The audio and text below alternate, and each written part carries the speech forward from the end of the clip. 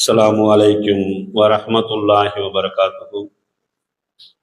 இன்னல் ஹம்துலில்லாஹ் நஹ்மதுஹு வ நஸ்தஈனுஹு வ நஸ்தக்ஃபிருஹு வ நஊது பில்லாஹி மின் ஷுரூரி அன்ஃபுஸினா வ மின் ஸய்யிஆத்தி அஅமாலினா. மை யஹ்திஹில்லாஹு ஃபலா முலில்ல லஹு வ மை யுலில்ஹு ஃபலா ஹாதிய லஹு.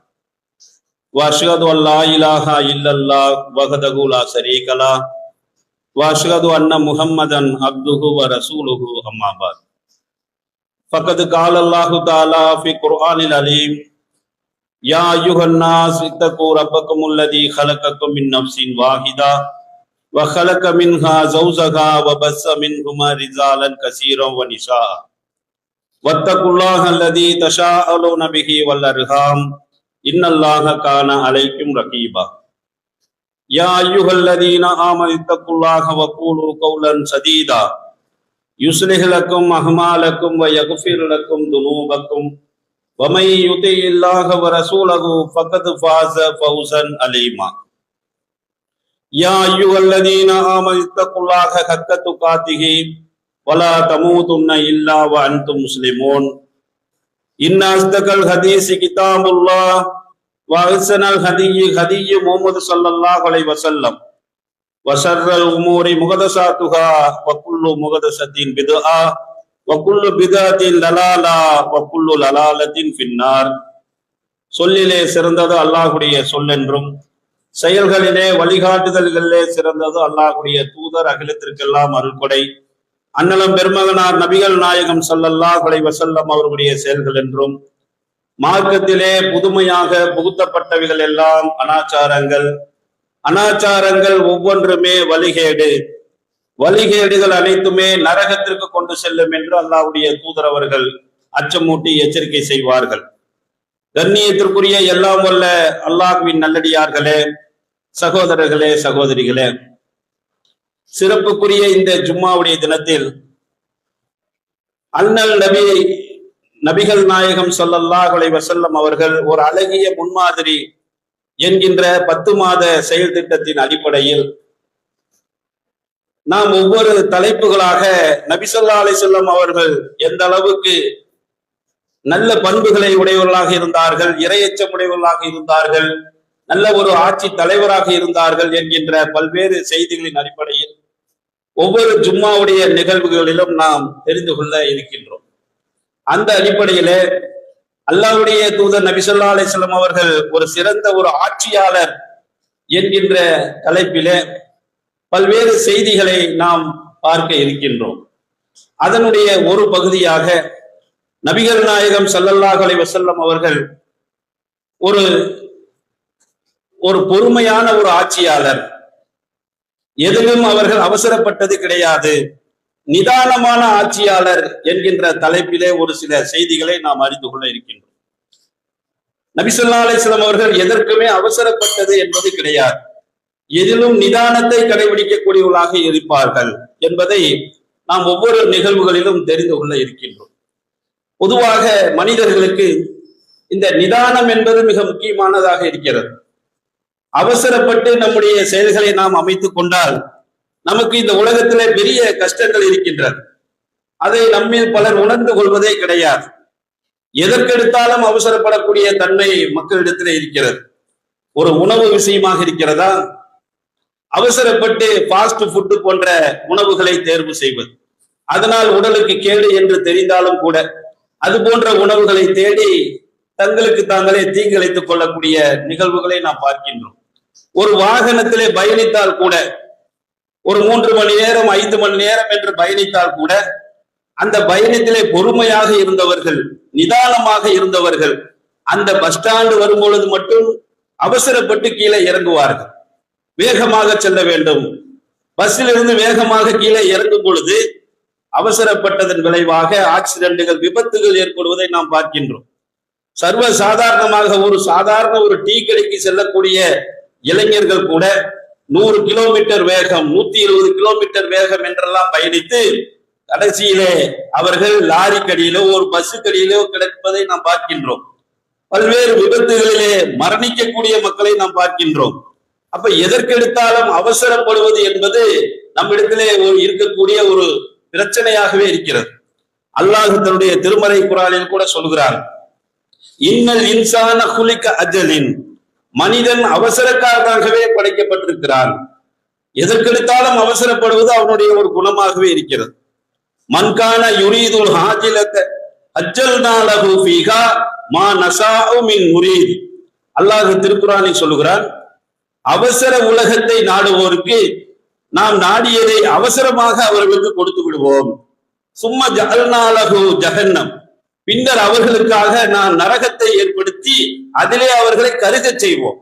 இந்த அவசரப்படுவது என்பது நம்மிடத்தில் இருக்கக்கூடாது என்பதை அல்லாஹ் திருக்குர்ஆனில் சொல்கிறான். நிதானம் தான் இருக்க வேண்டும் என்று அல்லாஹ் விரும்புகின்றான். இப்படி அவசரமாக ஒவ்வொரு விஷயத்தையும் செய்யும் பொழுது அல்லாஹ் ரப்புல் ஆலமீன் அவனும் என்ன செய்கிறான், நீ அவசரப்படுறியா, இந்த அவசரப்படுறதை வச்சுக்க. நீ அமைதியா இருக்கணும் விரும்புறியா, இந்த அமைதியான ஒரு மார்க்கம் இருக்கிறது, அதை கடைபிடித்துக் கொள். ஆக இப்படிப்பட்ட ஒரு நிலையை நீங்கள் எடுத்துக்கொண்டால் இறை மறுப்பாளருடைய பண்புதான் இந்த அவசரப்படக்கூடிய தன்மை என்பது. இறை மறுப்பாளர்கள் தான் எதற்கெடுத்தாலும் அவசரப்படுவார்கள். அல்லாஹ் திருக்குர்ஆனில் சொல்லுகிறான், அவர்கள் இந்த குர்ஆனை, இந்த திருமறை குர்ஆனை நிராகரிக்கிறார்கள். வலக்கது சபக்கத் கலிமத்துனா லி இபாதினல் முர்சலீன், தூதர்களாகிய நம்முடைய அடியார்களுக்கு நாம் முன்னரே சொல்லிவிட்டோம். இன்னஹும் லஹுமுல் மன்சூருன், நீங்கள் தான் உதவி செய்யப்பட இருக்கிறீர்கள்.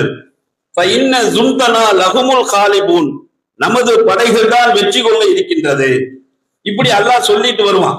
அதற்கடுத்து அல்லாஹ் சொல்லுவான், அஃபபி அதாபினா யஸ்தஅஜிலூன், நம்முடைய வேதனைக்காகவா அவர்கள் இவ்வளவு அவசரம் காட்டுகிறார்கள்.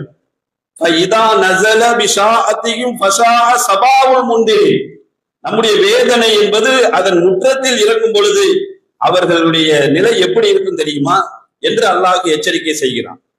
ஆக அவசரப்படுவது என்பது அந்த இறை மறுப்பாளருடைய பண்பு.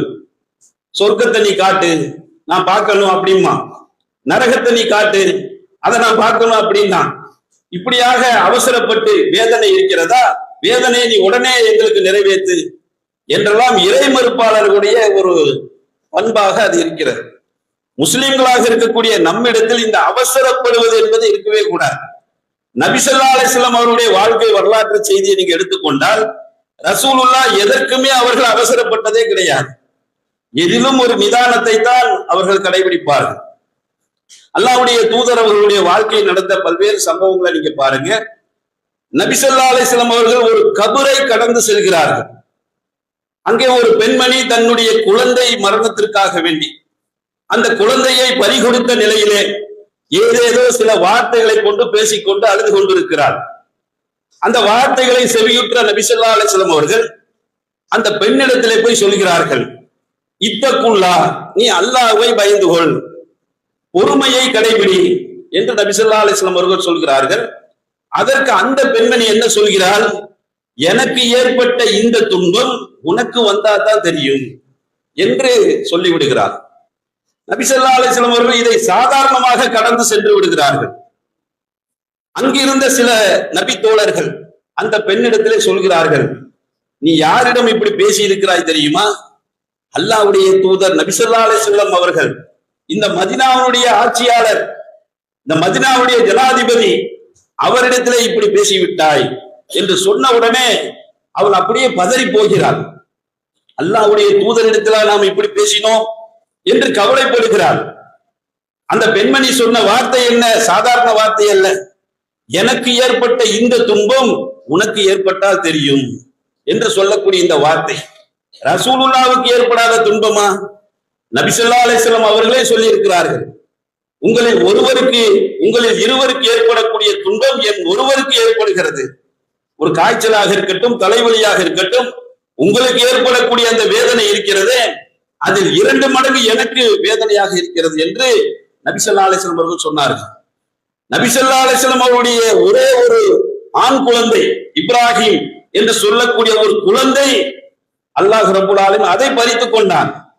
நபி ஸல்லல்லாஹு அலைஹி வஸல்லம் அவர்களுடைய கண்களில் இருந்து கண்ணீர் வந்தது. அப்துர் ரஹ்மான் இப்னு அவுஃப் ரலியல்லாஹு அவர்கள், அல்லாஹ்வுடைய தூதரே, நீங்களுமா அழுகிறீர்கள், உங்களுடைய கண்களில் இருந்து கண்ணீர் வருகிறதே என்று சொல்லும் பொழுது நபி ஸல்லல்லாஹு அலைஹி வஸல்லம் அவர்கள் சொன்னார்கள், என்னுடைய கண்களிலிருந்து கண்ணீர் வருகிறது. ஆனால் அல்லாஹ் விரும்பாத எந்த ஒரு வார்த்தையையும் நாம் உதிர்த்து விட மாட்டோம். நபி ஸல்லல்லாஹு அலைஹி வஸல்லம் அவர்கள் அவ்வளவு துன்பங்களை சகித்துக் கொண்டவர்கள். அந்த பெண்மணி சொல்கிறார், எனக்கு ஏற்பட்ட இந்த துன்பம் உங்களுக்கு ஏற்பட்டா தெரியும்.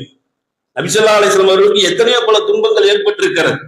ஆனால் இது போன்ற ஒரு வார்த்தையை நாம் அல்லாஹ்வுடைய தூதரிடத்திலே சொல்லிவிட்டோமே என்று பதறி போய் அந்த பெண்மணி என்ன செய்கிறாள்? நபி ஸல்லல்லாஹு அலைஹி வஸல்லம் அவருடைய இல்லத்திற்கு செல்கிறாள்.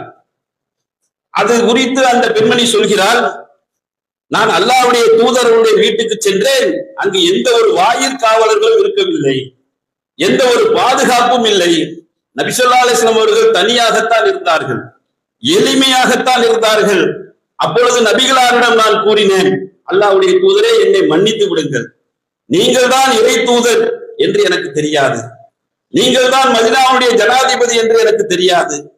உடனே நபி ஸல்லல்லாஹு அலைஹி வஸல்லம் அவர்கள் சொன்னார்கள், இந்த பொறுமை இருக்கிறதே அது ஆரம்பத்தில் ஏற்படுவதுதான், துன்பத்தினுடைய ஆரம்பத்தில் ஏற்படுவதுதான் பொறுமை என்று ரசூலுல்லாஹ் அறிவுரை சொல்வார்கள். அப்ப எப்போ ஒரு சூழல், எந்த ஒரு சூழலாக இருந்தாலும் துன்பம் ஏற்படும் பொழுது அதன் ஆரம்பத்தில் கடைபிடிப்பதுதான் நிதானம் என்பது. எல்லாம் பேசி முடிச்சுட்டு எல்லா கெட்ட கெட்ட வார்த்தைகளை அள்ளி வீசி விட்டு கடைசியில நான் நிதானமா இருக்கிறேன், அல்லாஹ்வுக்காக பொறுமையா இருக்கிறேன் அப்படின்னா சொல்லுவாங்க. அப்படி சொல்றாங்களா இல்லையா? எல்லாம் பேசி முடிச்சிருவாங்க, இனிமேல் நான் எதுவும் பேச மாட்டேன், அல்லாஹ்வுக்காக பொறுமையா இருந்துக்கிறேன். அப்ப எல்லாம் பேசி முடித்ததுக்கு அப்புறம் கடைபிடிப்பதற்கு பெயர் பொறுமை அல்ல, அதற்கு முன்பாகவே கடைபிடிக்க வேண்டும், ஆரம்பத்தில் கடைபிடிக்க வேண்டும். இதுதான் பொறுமையினுடைய ஆரம்பம் என்பதை நமக்கு நபிகளார் சுட்டி காட்டுகிறார்கள். தன்னை ஒரு பெண்மணி இப்படி இழிவாக பேசியும் கூட நபி ஸல்லல்லாஹு அலைஹி வஸல்லம் அவர்கள் எப்படி நடந்து கொண்டார்கள்? மிக மிக சாதாரணமாக நடந்து கொண்டார்கள். தான் ஒரு ஆட்சி தலைவர், நான் ஒரு ஆட்சி தலைவர், நான் ஒரு இறை தூதர், என்னிடமே இப்படி எகிரிக்கிறாயா, என்னிடமே இப்படி பேசுகிறாயா என்று நபி ஸல்லல்லாஹு அலைஹி வஸல்லம் அவர்கள் அவசரப்படவில்லை, நிதானத்தை கடைபிடிக்கிறார்கள். பல்வேறு நிகழ்வுகள் நீங்கள் பார்க்கலாம். நபி ஸல்லல்லாஹு அலைஹி வஸல்லம் அவர்கள் இந்த நிதானத்தை கடைபிடித்த பல்வேறு சம்பவங்கள் பாருங்க. நபி ஸல்லல்லாஹு அலைஹி வஸல்லம் அவர்களும் அன்னை ஆயிஷா ரலியல்லாஹு அவர்களும் இருவரும் வீதியிலே நடந்து சென்று கொண்டிருக்கிறார்கள். யூதர்கள் நபி ஸல்லல்லாஹு அலைஹி வஸல்லம் அவர்களை பார்த்துவிட்டு, அஸ்ஸாமு அலைக்க, உங்களுக்கு மரணம் உண்டாகட்டும் என்று அதற்கு அர்த்தம். ரசூலுல்லாஹ்விடத்திலே இப்படி சொல்கிறார்கள், அஸ்ஸாமு அலைக்க என்று சொல்கிறார்கள். நபி ஸல்லல்லாஹு அலைஹி வஸல்லம் அவர்கள் திருப்பி சொல்லிட்டாங்க, வா அலைக்கும் என்று சொல்லிவிட்டார்கள். ஆனால் அன்னை ஆயிஷா ரலியல்லாஹு அவர்களால் தாங்கிக் கொள்ள முடியவில்லை. தன்னுடைய கணவர் அல்லாஹ்வுடைய தூதர் தனக்கு முன்னால் இழிவுபடுத்தப்படுவதை விரும்புவார்களா? உடனே வார்த்தைகளை அள்ளி வீசுகிறார்கள். உனக்குத்தான் மரணம் உண்டாகும், நீங்கள் தான் நாசமடைவீர்கள் என்று பல வார்த்தைகளை கொட்டுகிறார்கள். நபி ஸல்லல்லாஹு அலைஹி வஸல்லம் அவர்கள் சொன்னார்கள், ஆயிஷா, பொறுமையை கடைபிடி, நிதானத்தை கடைபிடி. நான் தான் அவர்களுக்கு பதில் சொல்லிவிட்டேனா அல்லவா? நான் அவர்களுக்கு அழைக்கும் அப்படின்னு சொல்லிட்டேனா இல்லையா? அப்போ இந்த மாதிரியாக நபி ஸல்லல்லாஹு அலைஹி வஸல்லம் அவர்களுடைய அணுகுமுறை இருந்திருக்கிறது. ஒரு ஆட்சி தலைவராக இருந்து கோபப்பட்டு, என்னையே நீ இவ்வளவு இழிவாக பேசுகிறாயா என்று கொந்தளித்து போய் ரசூலுல்லாஹ் வார்த்தைகளை உதிர்த்து விட மாட்டார்கள், நிதானத்தை கடைபிடிப்பார்கள். நபி ஸல்லல்லாஹு அலைஹி வஸல்லம் அவர்களுடைய பல்வேறு செயல்கள், செயல்பாடுகள் நீங்க எல்லாம் எடுத்து பார்த்தீங்கன்னா நிதானம் இருக்கும், அவசரம் காட்டவே மாட்டார்கள். ஒரு முறை பாருங்க, அன்னை ஆயிஷா ரலியல்லாஹு அவர்களும் நபி ஸல்லல்லாஹு அலைஹி வஸல்லம் அவர்களும் ஒரு குழந்தையினுடைய ஜனாசா நிகழ்விலே கலந்து கொள்கிறார்.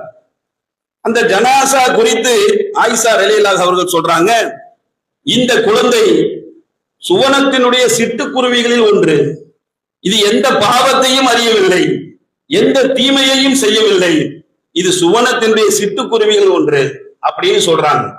உடனே நபி ஸல்லல்லாஹு அலைஹி வஸல்லம் அவர்கள், என்ன ஆயிஷா, இன்னும் ஏதாவது வார்த்தைகள் இருக்கிறதா, இன்னும் ஏதாவது வார்த்தைகள் இருந்தா சொல்லு என்று நபி ஸல்லல்லாஹு அலைஹி வஸல்லம் அவர்கள் கண்டிப்போடு இதை சொன்ன உடனே ஆயிஷா ரலியல்லாஹு அவர்கள் நிதானத்தை கடைபிடிக்கிறார்கள். நபி ஸல்லல்லாஹு அலைஹி வஸல்லம் அவர்கள் சொன்னார்கள், ஆயிஷாவே, ஒவ்வொரு பிறக்கக்கூடிய ஒவ்வொரு குழந்தையும் அதனுடைய பெற்றோர்களுடைய முதுகுத்தண்டில் இருக்கும் பொழுது அது சொர்க்கம் செல்லுமா நரகம் செல்லுமா என்பதை அல்லாஹ் தீர்மானித்து விட்டான். அப்ப இது போன்ற அல்லாஹ் விரும்பாத வார்த்தைகளை நாம் சொல்லக்கூடாது. யார் சொர்க்கம் செல்வார், யார் நரகம் செல்வார் என்பது நமக்கு தெரியாது, அல்லாஹ்வுக்கு தான் இருக்கிறது, அல்லாஹ்வுடைய அதிகாரத்தில் உள்ளது. அப்போ எதிலும் நிதானத்தை காட்ட வேண்டும், அவசரம் காட்டக்கூடாது என்பதை நபி ஸல்லல்லாஹு அலைஹி வஸல்லம் அவர்கள் தன்னுடைய மனைவி அன்னை ஆயிஷா ரலியல்லாஹு அவர்களுக்கு உணர்த்தக்கூடிய இந்த செய்தியை நாம பார்க்கிறோம். இப்படி எந்த ஒரு நிகழ்வுகளை எடுத்துக்கொண்டாலும் சரி, ரசூலுல்லாஹ் நிதானத்தை கடைபிடிப்பார், அவசரம் காட்டவே மாட்டார்கள். இன்னும் சொல்ல போனால் ஒரு மிகப்பெரிய ஒரு யுத்தம் நடந்து முடிந்த ஒரு தருணம், மக்கா வெற்றி அடைவதற்கு முன்பாக நடந்த ஒரு செய்தி. மக்கா வெற்றி அடைவதற்கு முன்பாக ஹாத்திப் பின் அபி பல்தா என்று சொல்லக்கூடிய ஒரு நபித்தோழர், ஹாத்திப் இப்னு அபி பல்தா, இந்த நபித்தோழர் என்ன செய்கிறார், மதீனாவுடைய ரகசியங்கள் குறித்த ஒரு விஷயத்தை ஒரு கடிதத்திலே எழுதி ஒரு பெண்ணிடத்திலே கொடுத்து அனுப்பி விடுகிறார். மக்காவுக்கு இந்த செய்தியை கொண்டு போய் சேர்த்து விடு என்று அனுப்பி விடுகிறார். அந்த பெண்மணி மக்காவுக்கு சென்று கொண்டிருக்கிறார். அது குறித்து அல்லாஹ் ரப்பல் ஆலமீன் நபி ஸல்லல்லாஹு அலைஹி வஸல்லம் அவர்களுக்கு இறை செய்தி மூலமாக அறிவித்து விடுகிறார். மக்கா வெற்றி குறித்த சில செய்திகளை இந்த பெண்மணி இடத்திலே இந்த நபித்தோழர் இப்படி எழுதி கொடுத்து அனுப்பிவிட்டார் என்று சொன்ன உடனே அல்லாஹ்வுடைய தூதர் நபி ஸல்லல்லாஹு அலைஹி வஸல்லம் அவர்கள் 3 நபித்தோழர்களை இதற்காகவே நியமிக்கிறார்கள். அந்த கடிதத்தை வாங்கிட்டு வரணும் அப்படிங்கறதுக்காக வேண்டி அலி ரலியல்லாஹு, மிஸ்காத் ரலியல்லாஹு, ஜுபைர் ரலியல்லாஹு என்று சொல்லக்கூடிய 3 நபித்தோழர். இந்த 3 நபித்தோழர்களை ரசூலுல்லாஹ் நியமிக்கிறாங்க. அந்த பெண்ணிடத்திலே கடிதத்தை வாங்கிட்டு வரணும். அதே மாதிரி அந்த 3 நபித்தோழர்களும் அந்த பெண்ணை சந்திக்க போறாங்க. அந்த பெண் எந்த இடத்துல சென்று கொண்டு இருக்கிறார், எந்த இடத்துல இருக்கிறார் என்பது குறித்த அனைத்து தகவல்களும் ரசூலுல்லாஹ் சொல்லிட்டாங்க. அதே மாதிரி குறிப்பிட்ட அந்த இடத்திலே அந்த பெண்ணை மடக்கி பிடிக்கிறார்கள். கடிதத்தை கொடு என்று அந்த பெண்ணிடத்திலே கேட்கிறார்கள். அந்த பெண் தர மறுக்கிறார், கொடுக்க முடியாது அப்படிங்கிறான். உடனே அலி ரலியல்லாஹு அவங்க சொல்றாங்க, நீ இந்த கடிதத்தை கொடுக்க மறுத்தால் பலவந்தமாக உன்னிடமிருந்து நாங்கள் எடுக்க வேண்டி வரும். உடனே அந்த பெண் பயந்து போய் தன்னுடைய சடைக்கு பின்னால் வைத்திருந்த அந்த கடிதத்தை எடுத்து கொடுத்து விடுகிறார். அந்த கடிதத்தை கொண்டு வந்து நபி ஸல்லல்லாஹு அலைஹி வஸல்லம் அவர்களிடத்திலே சஹாபாக்கள் ஒப்படைத்து விடுகிறார்கள். நபி ஸல்லல்லாஹு அலைஹி வஸல்லம் அவர்கள் அந்த கடிதத்தை பார்க்கிறாங்க. படிச்ச உடனே ஹாத்திபை கூப்பிடுங்க. ஹாத்திப் ரலியல்லாஹு அவர்கள் வரவழைக்கப்படுகிறார். என்ன ஹாத்திப், இதற்கு என்ன நீங்க பதில் சொல்றீங்க, இப்படி எழுதி அனுப்பிச்சிருக்கிறீங்களா, என்ன காரணம் அப்படின்னு சொல்லும் பொழுது ஹாத்திப் ரலியல்லாஹு அவங்க உடனே சொல்கிறார்கள், அல்லாஹ்வுடைய தூதரே, என்னை மன்னித்து விடுங்கள். மக்காவிலே எனக்கு சில உறவினர்கள் இருக்கிறார்கள், எனக்கு சில சொத்து பத்துக்கள் இருக்கின்றன, அவைகளை பாதுகாக்க வேண்டும் என்கின்ற நோக்கத்திற்காகத்தான் இப்படிப்பட்ட ஒரு தவறை நான் செய்து விட்டேன். நான் இஸ்லாமிய மார்க்கத்திற்கு துரோகம் இழைக்காக இப்படி செய்யவில்லை. என்னுடைய உள்ளத்திலே ஈமான் நிறைந்திருக்கிறது. நான் இஸ்லாத்திற்கு துரோகம் செய்யக்கூடியவன் அல்ல. அல்லாஹ்வுடைய தூதரை என்னை மன்னித்து விடுங்கள் என்று மன்னிப்பு கேட்டு விடுகிறார்.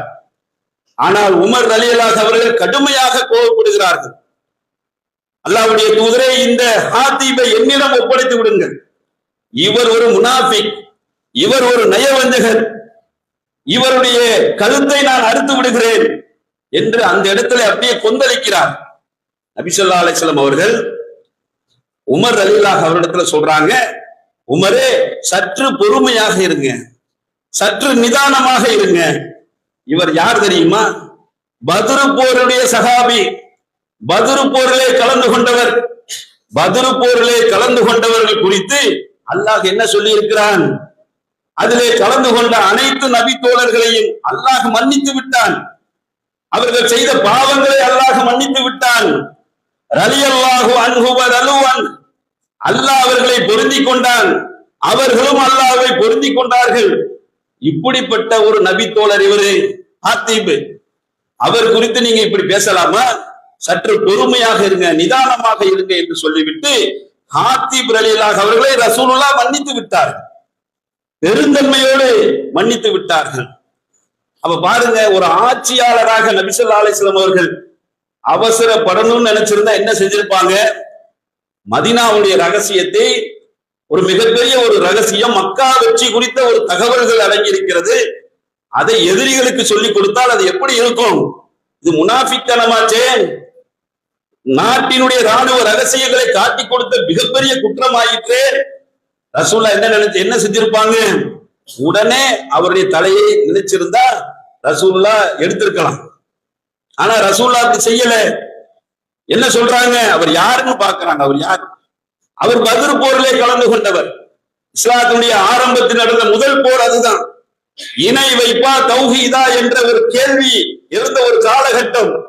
அந்த போரிலே சந்தித்த துன்பங்கள் மாதிரி எந்த துன்பங்களும் எந்த போரிலும் இல்லை. மிகப்பெரிய யுத்தம், மிகப்பெரிய எதிரிகள் வருகிறார்கள். அப்படிப்பட்ட எதிரிகளை சமாளிப்பதற்கு போதிய ஆயுதங்கள் கிடையாது, படைபலம் கிடையாது, எண்ணிக்கை கிடையாது. எல்லாம் பெரிய பலவீனமாக இருக்கிறாங்க. ஈமானிலே பலம் இருக்கிறது, ஆனா உடலிலே பலவீனம். இப்படிப்பட்ட சூழலே உயிர் போனாலும் பரவாயில்லை என்று சந்தித்த ஒரு களம்தான் பத்ர் போர் என்பது. அப்படிப்பட்ட பத்ர் போரிலே கலந்து கொண்ட ஒரு மனிதரை அல்லாஹ் மன்னித்து விடுவான்.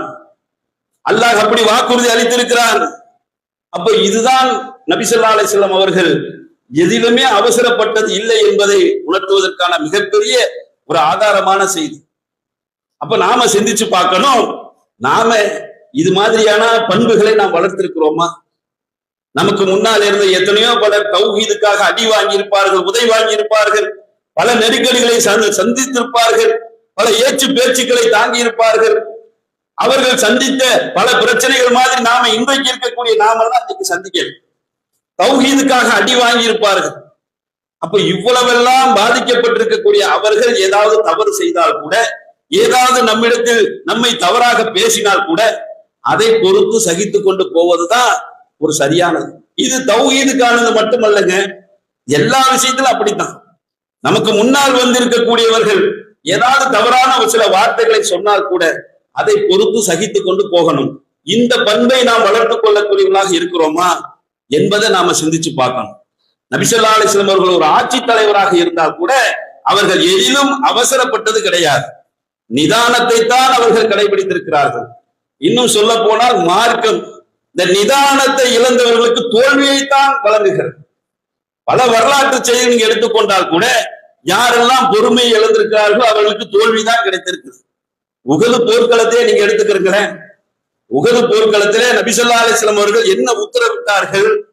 50 வில் வித்தை தெரிந்த நபி தோழர்களை ரசூலுல்லாஹ் ஒரு மலைக்கு மேலே நிற்க வைத்தார்.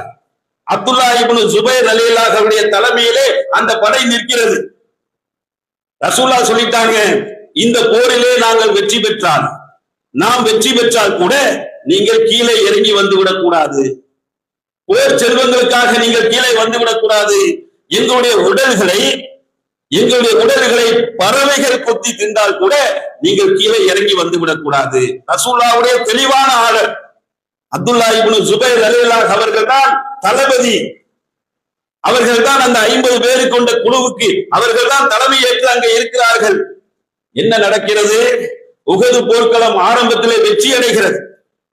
பல குறைசிகள், முனாஃபிக்குகள், பல இணை வைப்பாளர்கள் அதிலே தோற்கடிக்கப்படுகிறார்கள், வீழ்த்தப்படுகிறார்கள். போரில் நமக்குத்தான் வெற்றி கிடைத்து விட்டது என்று சொல்லி அந்த 50 நபித்தோழர்களின் 40 நபர்கள் அப்படியே கீழே இறங்குறாங்க. அப்துல்லா இப்னு ஜுபைர் ரலியல்லாஹு அவர்கள் எவ்வளவோ சொல்லி பார்க்கிறாங்க, வேண்டாம் அவசரப்படாதீங்க, நிதானத்தை கடைபிடிங்க. ரசூலுல்லாஹ் என்ன சொல்லி இருக்கிறாங்க? நமக்கு இந்த மலையை விட்டு இறங்கி விடாதீர்கள் என்று சொல்லி இருக்கிறாங்களா இல்லையா? இப்படி அவசரப்படுறீங்களே என்று எவ்வளவோ கெஞ்சி கூத்தாடுகிறார். ஆனால் அவர்கள் கேட்ட பாடு இல்லை. நம்ம ஜெயிச்சிட்டோம்ங்க, பாருங்க முஸ்லிம்கள் எவ்வளவு மகிழ்ச்சியாக இருக்கிறாங்க, போர் படைகள் எல்லாம் தோல்வி அடைந்து எதிரிகள் எல்லாம் ஓடுகிறார்கள், நமக்கு தாங்க வெற்றி என்று சொல்லி 40 நபித்தோழர் கீழே இறங்குறாங்க. அதனுடைய விளைவு என்னாச்சு? பின்பக்கமாக சுற்றி வந்த காலித் இப்னு வலீத், அவர் அப்பொழுது முஸ்ரிக்குடைய கூட்டம், எதிரிகளுடைய கூட்டத்தில் இருக்கிறார். அவர் இஸ்லாத்தை ஏற்றுக்கொண்டவராக இல்லை. அந்த காலித் இப்னு வலீத் அந்த அங்கிருக்கக்கூடிய முஸ்லிம்களை அப்படியே வெட்டி வீழ்த்துகிறார். முஸ்லிம்களுக்கு தோல்வி ஏற்படக்கூடிய ஒரு சூழல் ஏற்பட்டது. இதற்கு என்ன காரணங்கிறீங்க? நிதானத்தை இழந்ததுதான் காரணம். நபி ஸல்லல்லாஹு அலைஹி வஸல்லம் அவர்கள் தெளிவாக சொல்லி இருக்கிறாங்க, நீங்க அவசரப்படாதீங்க, பொறுமையோடு அங்க இருங்க என்று சொன்னார்கள். அதனுடைய விளைவு, நிதானத்தை இழந்தனுடைய விளைவு மிகப்பெரிய அடி, மிகப்பெரிய சேதாரம் முஸ்லிம்களுக்கு ஏற்பட்டுச்சா இல்லையா? இது எந்த ஒரு சூழலாக இருந்தாலும் கூட இப்படித்தாங்க நடக்கும். அதனால எந்த ஒரு சூழலிலும் நாம் அவசரப்படவே கூடாது. அல்லாஹ் ரப்புல் ஆலமீன் திருமறை குர்ஆனில் நமக்கு என்ன சொல்கிறான்? யா அய்யுஹல்லதீன ஆமனு இஸ்தஈனு பிஸ்ஸப்ரி வஸ்ஸலாத் இன்னல்லாஹ மஹஸ் ஸாபிரீன். நம்பிக்கை கொண்டோரே, தொழுகையை கொண்டும் பொறுமையை கொண்டும் அல்லாஹ்விடத்திலே உதவி தேடுங்கள். இன்னல்லாஹ மஹஸ் ஸாபிரீன், நிச்சயமாக அல்லாஹ் பொறுமையாளர்களோடு தான் இருக்கிறான். யார் நிதானத்தை கடைபிடிக்கிறார்களோ அவர்களோடு தான் இருக்கிறார். அல்லாஹ் ரப்புல் ஆலமீன் திருக்குர்ஆனில் சொல்கிறான். ஒரு ஆட்சி தலைவராக இருந்த நபி ஸல்லல்லாஹு அலைஹி வஸல்லம் அவர்கள் எந்த ஒரு சந்தர்ப்பத்திலும் அவர்கள் நிதானத்தை இழந்ததே கிடையாது, அவசரப்பட்டதே கிடையாது. அவர்களுடைய வாழ்க்கை வரலாற்று செய்த அத்தனை விஷயங்கள் அப்படித்தான். எந்த அளவுக்கு என்று சொன்னால், ஒரு ஆட்சி தலைவராக இருக்கக்கூடிய ரசூலுல்லாஹ்விடத்திலே அவர்களிடத்திலே ஒரு பரிந்துரை பேசுவதற்காக வேண்டி உசாமா என்ற நபி தோழர் நியமிக்கப்படுகிறார். எதற்காக வேண்டி? மக்சூமியா குலத்தை சேர்ந்த ஒரு பெண்மணி திருடி விடுகிறார். திருட்டு குற்றத்திற்காக அவருடைய கரங்கள் வெட்டப்பட வேண்டும். திருட்டுக்கான தண்டனை என்ன? இப்படி மணிக்கட்டோட வெட்டிடுவாங்க. திருடனா அதுதான் தண்டனை. அப்ப மக்சூமியா குலத்தை சேர்ந்த ஒரு பெரிய குலத்தை சார்ந்த ஒரு பெண்மணி திருடி விடுகிறாள் என்பதற்காக அந்த குலத்தை சார்ந்த சில நபர்கள் ரசூலுல்லாஹ்விடம் பரிந்து பேசுவதற்காக வேண்டி, அந்த தண்டனையிலிருந்து சில விலக்கு வாங்கி கொடுப்பதற்காக வேண்டி, யார் ரசூலுல்லாஹ்வுக்கு ரொம்ப பிடித்தமான நபராக இருக்கிறாரோ அந்த உசாமா ரலியல்லாஹு அவர்களை அதற்காக வேண்டி நியமிக்கிறார். உசாமா ரலியல்லாஹு அவர்கள் ரசூலுல்லாஹ்ட்ட போய் கேட்கிறாங்க, அல்லாஹ்வுடைய தூதரே, கொஞ்சம் பரிவு காட்டுங்கள், இந்த கரங்கள் வெட்டப்படுவதிலிருந்து கொஞ்சம் பரிவு காட்டுங்கள் என்று பேசுகின்றார். நபி ஸல்லல்லாஹு அலைஹி வஸல்லம் அவருடைய கண்கள் எல்லாம் அப்படி சிவக்கிறது, கோபத்திலே அப்படியே கொப்பளிக்கிறார்கள். அல்லாஹ்வுடைய குற்றவியல் தண்டனை விஷயத்தில் என்னிடம் பரிந்து பேசிவிட்டார், பரிந்து பேச வந்திருக்கிறாயா? உங்களுக்கு முன்னிருந்த சமுதாயம் எல்லாம் எப்படி அழிக்கப்பட்டது தெரியுமா? அவர்களின் ஏழைகள் யாரெல்லாம் பலவீனமானவர்களாக இருக்கிறார்களோ அவர்கள் மீது சட்டங்களை நிறைவேற்றுவார்கள், தண்டனைகளை நிறைவேற்றுவார்கள். ஆனால் செல்வந்தர்களை விட்டு விடுவார்கள், பலமானவர்களை விட்டு விடுவார்கள், பலவீனமான மக்கள் மீதுதான் தண்டனைகளை நிறைவேற்றுவார்கள். நன்றாக அறிந்து கொள்ளுங்கள், என்னுடைய மகள் ஃபாத்திமா திருடினாலும் அவளது கரத்தை நான் வெட்டுவேன் ரசூலுல்லாஹ் சொன்னாங்க. எப்படிப்பட்ட ஒரு ஆட்சி தலைவர் பாருங்க ரசூலுல்லாஹ். அப்ப எந்த இடத்துல ஒரு அவசரம் காட்டாம இருக்கிறாங்க, எந்த இடத்துல ஒரு நிதானத்தை கடைபிடிக்கிறார்கள் என்பதை கொஞ்சம் சிந்திச்சு பாருங்க. நம்முடைய சொந்தக்காரர்கள் பரிந்து பேசுகிறார்களே, நமக்கு ரொம்ப செல்ல பிள்ளையாக இருக்கக்கூடிய உசாமா பரிந்து பேசுகிறாரு, அதனால கொஞ்சம் நாம என்ன செஞ்சிருவோம், தண்டனையிலிருந்து கொஞ்சம் விலக்கு கொடுப்போம் அப்படின்னு ரசூலுல்லாஹ் முடிவெடுத்தார்களா?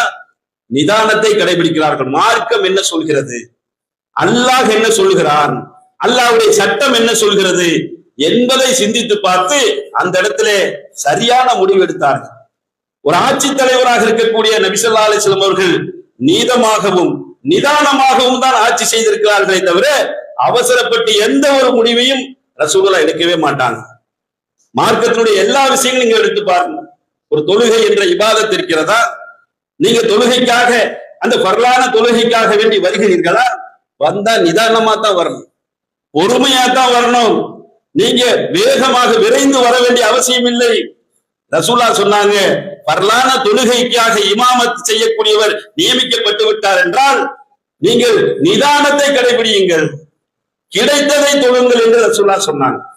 ஒரு திக்ருகள் என்று இருக்கிறதா? சுபஹானல்லாஹ், அல்ஹம்துலில்லாஹ், அல்லாஹ் அக்பர் என்று திக்ரு செய்கிறோமா? அந்த திக்ருகள் கூட எப்படி இருக்கணும்? நிதானமா தான் இருக்கு. அவசரப்பட்டு சுபஹானல்லாஹ், அல்ஹம்துலில்லாஹ், அல்லாஹ் அக்பர், சுபஹானல்லாஹ், அல்ஹம்துலில்லாஹ், அல்லாஹ் அக்பர் இப்படி கடன்னு அடிச்சுட்டு போறதில்ல. ஒரு குர்ஆன் ஓதக்கூடிய விஷயமாக இருக்கிறதா? குர்ஆனை நீங்கள் நிறுத்தி நிதானமாகத்தான் ஓதணும். 20 ரக்காத்து தொழுவதற்காக வேண்டி பள்ளிகள்ல என்ன நடக்கிறது?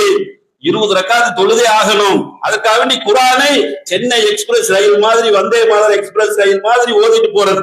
இந்த மாதிரி எல்லாம் குர்ஆன் விஷயத்தில் அவசரப்படக்கூடாது, திக்ருகள் விஷயத்தில் அவசரப்படக்கூடாது, தொழுகை விஷயத்தில் அவசரப்படக்கூடாது. நோன்பே நமக்கு என்னங்க கற்றுத் தந்துச்சு? ரமலான் மாச நோன்பு. இந்த நோன்பு இறையச்சத்தை கற்றுத் தருகிறது என்பது ஒரு வகை. அடுத்ததாக நமக்கு என்ன கற்றுத் தந்திருக்கிறது? நிதானத்தை கற்றுத் தந்திருக்கிறது.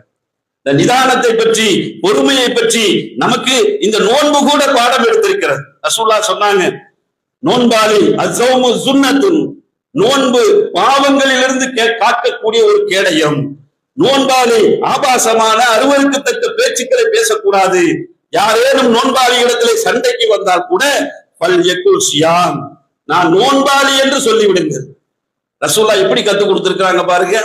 இப்படி எதிலுமே அவசரப்படக்கூடாது, நிதானத்தை கடைபிடிக்க வேண்டும் என்பதைத்தான் நமக்கு மார்க்கம் அனைத்து விஷயங்களிலும், வாழ்க்கை விஷயத்திலும், வணக்க வழிபாடுகளிலும் நமக்கு இதைத்தான் அதிகமாக கற்றுத் தந்திருக்கிறது.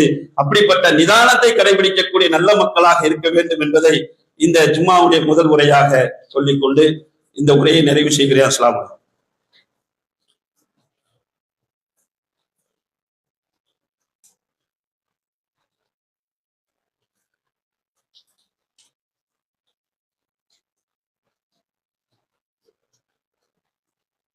அல்ஹம்துலில்லாஹ். அன்பார்ந்த சகோதர சகோதரிகளே, இந்த முதல் உரையில் அவசரம் காட்டாத நீளமான நிதானமான நபி ஸல்லல்லாஹு அலைஹி வஸல்லம் அவர்கள் என்பதை பற்றி சில செய்திகளை நாம் பார்த்து தெரிந்து கொண்டோம். அதன் அடிப்படையிலே இன்றைக்கு தற்காலிக நிகழ்வுகளை கூட நீங்கள் எடுத்து பாருங்கள். நிதானத்தை இழந்தவர்கள் இன்றைக்கு எவ்வளவு படாத பாடுபட்டுக் கொண்டிருக்கிறார்கள் என்பதை நாம் பார்த்து வருகிறோம்.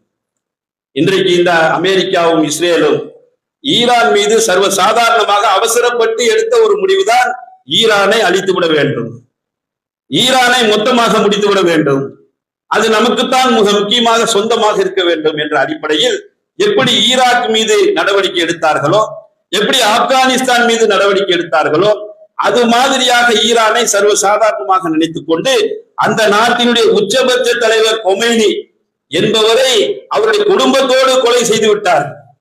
அதனுடைய விளைவு என்ன ஆனது? இன்றைக்கு அமெரிக்காவும் இஸ்ரேலும் திண்டாடி கொண்டிருக்கிறது. ஈரான் மிகப்பெரிய ஒரு கொடைச்சலாக, அவர்களுக்கு மிகப்பெரிய தலைவலியாக இருக்கிறது. அமெரிக்காவுடைய பொருளாதாரம் 1 கோடி 1 கோடியே 1 லட்சம் கோடி என்று சொல்வார்கள். அதாவது கோடிகள்ல கோடி, அவ்வளவு பொருளாதாரம் அங்கே இழப்பு ஏற்பட்டிருக்கிறது. டொனால்டு ட்ரம்ப் அவன் நல்லா இருக்கிறானா பைத்தியக்காரன் ஆயிட்டானே தெரியல, அந்த அளவுக்கு உளறி கொட்டி கொண்டிருக்கிறான். அப்ப இப்படியாக ஈரானை தொட்டதுடைய விளைவு இஸ்ரேல் கூட காசா எப்படி பாதிக்கப்பட்டுச்சோ அது மாதிரியான ஒரு நிலையை இஸ்ரேல் சந்தித்துக் கொண்டிருக்கிறது. அப்ப இது மாதிரியாக ஈரானை சர்வ சாதாரணமாக நினைத்து அங்கே அடித்து பார்த்தார்கள். அதனுடைய விளைவு என்ன? ஈரானை எப்படா ஒரு வரிக்கு கொண்டு வருவது என்பதில் திண்டாடி கொண்டிருக்கிறார்கள். போர் நிறுத்த ஒப்பந்தம் என்று போட்டும் கூட அதிலும் தோல்வி. மீண்டும் இந்த இஸ்ரேல் லெபனான் மீது தாக்குதல் நடத்தி மீண்டும் மீண்டும் அங்கே பல படுகொலைகளை செய்து கொண்டிருக்கக்கூடிய சூழலில் இது நிற்காத போராக போய்கொண்டிருக்கிறது. அப்ப பாருங்க, அவசரப்பட்டு எடுத்தனுடைய ஒரு விளைவு உலகத்திலே மிகப்பெரிய ஒரு பொருளாதார சீரழிவாக ஏற்பட்டுச்சா இல்லையா? இது இவர்களுக்கு மட்டுமல்ல, இறை நம்பிக்கையாளர்களுக்கு அப்படித்தான். இறை நம்பிக்கையாளர்கள் விஷயத்தில் கூட அவர்களும் அவசரப்பட்டு எந்த ஒரு முடிவும் எடுக்கக்கூடாது. அவசரப்பட்டு சில முடிவுகளை எடுத்து பார்த்தார்கள், அதனுடைய விளைவையும் சந்தித்தார்களா இல்லையா? காசா பகுதி, பலஸ்தீனத்துடைய இந்த காசா பகுதி ஒரு கான்கிரீட் குப்பை மேடுகளாக இருக்கிறது. 1 லட்சத்திற்கும் அதிகமான மக்கள் கொல்லப்பட்டு விட்டார்களே, மிகப்பெரிய பொருளாதார இழப்பை சந்தித்து விட்டார்களே. இதற்கு காரணம் என்ன? அங்கிருந்த அந்த ஹமாஸ் என்ற அந்த அமைப்பு, அவர்கள் காட்டிய அந்த அவசரம், உடனடியாக அக்ஸாவை கைப்பற்றுவோம், அதை கைப்பற்றுவோம், இதை கைப்பற்றுவோம் என்றெல்லாம் நுழைந்து கடைசியில பிள்ளை குட்டிகளை இழந்து, தன்னுடைய வாழ்வாதாரத்தை இழந்து, வாரிசுகளை இழந்து, வருங்கால வாழ்க்கை இழந்து நடு ரோட்ல படுத்து கிடக்கும். இந்த நிலைமை. அவசரப்பட்டு எந்த முடிவும் எடுக்கக்கூடாது. யாசர் அரபாத்னு ஒரு பிரதமர் இருந்தாரா இல்லையா? ஒரு அதிபர் இருந்தாரா இல்லையா? அவர் நினைச்சிருந்தா என்ன செஞ்சிருக்கலாம்? அவசரப்பட்டு இஸ்ரேலை அடிச்சிருக்கலாம். அவனுடைய எதிரியுடைய பலம் என்ன என்பதை தெரிந்த காரணத்தினால் யாசர் அரபாத் போன்றவர்கள் அமைதியாக அதில் எப்படி நிதானம் காட்ட வேண்டுமோ அப்படி காட்டினார். ஆனால் இவர்கள் அவசரப்பட்டு எடுத்துள்ள ஒரு விளைவு மிகப்பெரிய ஒரு பாதிப்பாக சிதறி கிடக்கிறது. அதனால அன்பார்ந்த சகோதரர்களே, ஒரு ஆட்சியாளராக இருந்தால் நிதானத்தை கடைபிடிக்க வேண்டும், நீதத்தை கடைபிடிக்க வேண்டும், பொறுமையை கடைபிடிக்க வேண்டும்.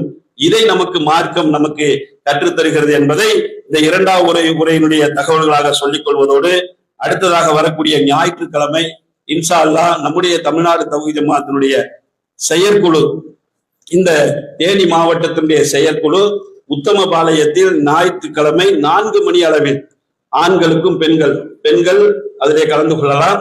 இந்த செயல் வீரர் கூட்டம் எதற்காக என்று சொன்னால், அண்ணல் நபியே அழகிய முன்மாதிரி என்கின்ற 10 மாத செயல் திட்டத்தை நமக்கு தமிழ்நாடு தௌஹீத் ஜமாத்துடைய மாநில தலைமை அறிவித்திருக்கிறது. நபி ஸல்லல்லாஹு அலைஹி வஸல்லம் அவர்களுடைய ஆட்சி, அவர்களுடைய அழகிய நற்பண்புகள் என்பது குறித்த அத்தனை தகவல்கள் ஒவ்வொரு மாதத்திற்கு, எப்படி இப்ராஹிம் அலைஹிஸ்ஸலாம் அவர்கள் அழகிய ஒரு முன்மாதிரி என்கின்ற தலைப்பில் பல்வேறு இஸ்லாமிய நிகழ்ச்சிகளை நடத்தினோமோ, பல்வேறு செய்திகளை மக்களிடத்திலே கொண்டு போய் சேர்த்தோமோ, அதை விட அதிகமாக நபி ஸல்லல்லாஹு அலைஹி வஸல்லம் அவர்களுடைய வாழ்க்கை வரலாற்று செய்திகளை நாம் மக்களிடத்திலே கொண்டு சேர்க்க கடமைப்பட்டிருக்கிறோம் என்பதை தகவல்களாக சொல்லிக்கொண்டு இந்த 2ஆம் முறையினை நிறைவு செய்கிறேன். அஸ்ஸலாமு அலைக்கும்.